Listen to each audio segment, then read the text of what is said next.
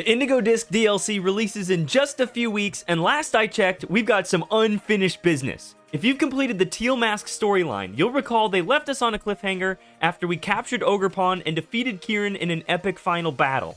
This, along with some recent leaks and news that we'll touch upon, we have found out that multiple legendaries are returning as catchable Pokemon, and the battles we will face in the storyline are heavily influenced by double battles and hardcore competitive strategies. What's going on, y'all? Mr. Dr. Professor Titan here, back with another video to help you enhance your Pokemon adventure. In today's video, we will be highlighting everything you want to ensure that you've completed and acquired for the Teal Mask DLC in preparation for the Indigo Disk's DLC release.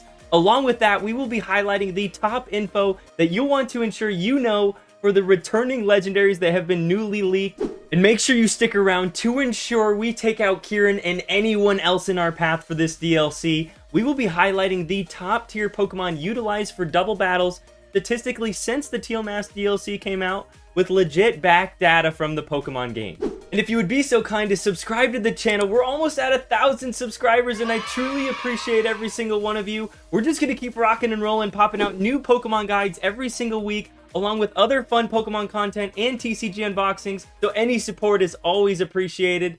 And now let's get to the vid.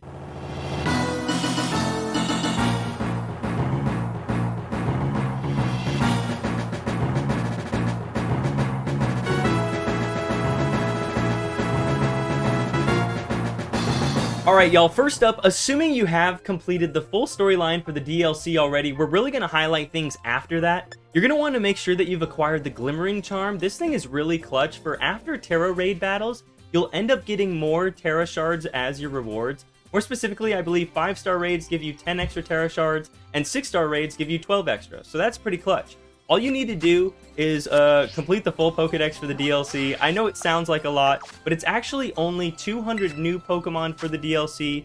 But if you've completed the OG Scarlet and Violet Pokedex, then it ends up only being 125 since 75 of those are already registered. With this, it goes up to Ogerpon specifically, but it doesn't include any of the transferable legendaries such as Kyogre, Rayquaza, Shaman, etc. You don't really need to focus on those. I would really focus on the list on Cerebi is really helpful if you need to go check out what you still need to find. But besides that, once you've completed the proper 200, you'll go to the map here, and then we're at Masui Town specifically. This is just where you start the DLC. If you cross this bridge, there's a couple trees down here, and Jacques will be waiting for you over there. So if we travel over there on our lovely Koraidon here, our champion of the Gen 9s, we'll go over here. And then he's right here. I've already gotten it, so once you talk to him, he'll be like, holy smokes, you completed the Pokedex. Heck yeah, here you go. This is sort of the final item for the Pokedex for this DLC. Hopefully we'll see another really cool item as a reward for the DLC for the Indigo Disk, so hoping to see that soon. Continuing along to a few other items that you'll really want to make sure you gather a lot of before the Indigo Disk DLC is specifically Mochis. These are equivalent to vitamins for increasing your EVs for a Pokemon based on their stats like health, attack, special attack, defense, special defense, and speed. With that, the most clutch item from this is the Fresh Start Mochi. We haven't had an item that has fully wiped all EVs of a Pokemon before this item for the video games. So this is really nice when you want to have a Pokemon that's a clean slate, whether you're IV and EV training for new VGC battles, or if you're just doing raids that you're going to want to make sure that you capture really easily. This thing right here is super clutch, because before, you'd have to use a bunch of berries, and it's just not worth it. It takes a lot of time to gather those. So, to acquire more of these, of course, as many of you know, just go up here. We're in Masui Town. We'll zoom out here. We go over here to Kitakami Hall, the Ogre Oustin minigame. This is where you acquire them. You'll get a random amount every single time. Also with that, if you haven't beaten the hard mode for this game, you will get a shiny Munchlax. So I haven't acquired mine yet. You got to really have a group of people if you want to acquire it. So definitely feel free to do that too if you want to get that before the release. Other items you're going to want to make sure that you collect before the Indigo Disk DLC will also include items to change the forms of legendary Pokemon. More specifically, Shaman was the only legendary that was returned in this DLC that can have a form change. So if we click L or R to move from the DLC map back to our OG map and then zoom out here, we're going to fly all the way over to Porto Marinata.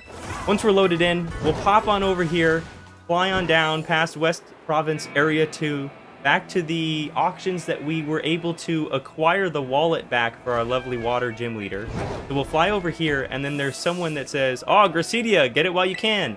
This is the item to change the form for Shaman. Since we have Shaman in our party, we can finally buy this item. And of course, we're going to ball out. We're going to spend a ton of money to get this flower and then change our Shaman form. So if you have any Pokemon that you want to have their legendary forms changed, make sure you get your items here so that you're well prepared for the DLC. Next up, the most important info about these newly confirmed static encounters legendary Pokemon for the Indigo Disk DLC. You'll see we've got the 3 legendary birds, Kyogre, Rayquaza, Groudon, Spectrier, Glastrier, and Kubfu. These are all Pokemon that have already been able to be transferred into the game, but if you don't have them yet in your collection, you'll finally be able to catch them in Scarlet and Violet, so make sure you're prepared for that. With that, we've got the 3 legendary beasts, Ho-Oh, Lugia, Latios, Latios, Terrakion, Cobalion, Virizion, Reshiram, Zekrom, Kyurem, Solgaleo, Necrozma, Lunala. All of these Pokemon are finally making a return to Gen 9. Kubfu, Spectrier, and Glastrier shouldn't be shiny locked anymore, so all you shiny hunters out there, be prepared. We're going to be shiny hunting these things probably as a top priority. I'm super pumped to have them in my collection. A shiny Urshifu ain't going to be bad. Finally, the best Pokemon currently used for double battles. I confirmed these stats with Pokemon Home's battle data, which shows the top best Pokemon for each competitive season. And I specifically looked at every season since the Teal Mask DLC released back in September 2023. We will highlight the best Pokemon returning from past games, best Pokemon introduced in Scarlet and Violet, and then the best Pokemon released with the Teal Mask DLC. Starting with the best returning Pokemon, the data shows Rillaboom. I'm not including legendaries since in past games they were unusable for the Battle Tower, etc. And Rillaboom is mainly used with Fluttermane, Hisuian Arcanine, and Goldengo. Rillaboom is known as a good, bulky fake-out user, with its ability setting up grassy terrain which pairs well with a powerful Grassy Glide and Wood Hammer. Give it an Assault Vest to hold, and you've got arguably one of the best Grass-type Pokemon in the entire game. Moving right along to the best new Pokemon introduced in Scarlet and Violet, it's definitely Fluttermane. This has been on top for a while, and it is great to pair with Iron Hands, Rillaboom, and Hisuian Arcanine. Give it any item like a booster energy to enhance its already incredible stats, and you've got arguably the best Pokemon introduced in Generation 9 so far.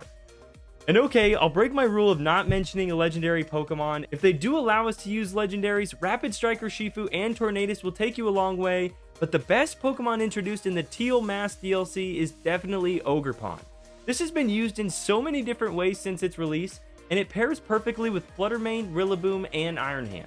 Of course, it depends on what mask it's holding, but the Wellspring Mask and Hearthflame are definitely the most used. Whether you use it to Tera into its mighty new forms, or use it as a support Pokemon, this is definitely a versatile mon to have at the ready if ever needed. Thanks so much for watching the video. I truly hope that you learned something new. Again, if you don't mind, please support the channel by leaving a like, subscribing to the channel, at Mr. Dr. Professor Titan. I'll be popping out new Pokemon videos every single week, so make sure to stay tuned and maybe you'll learn something new. Thanks so much.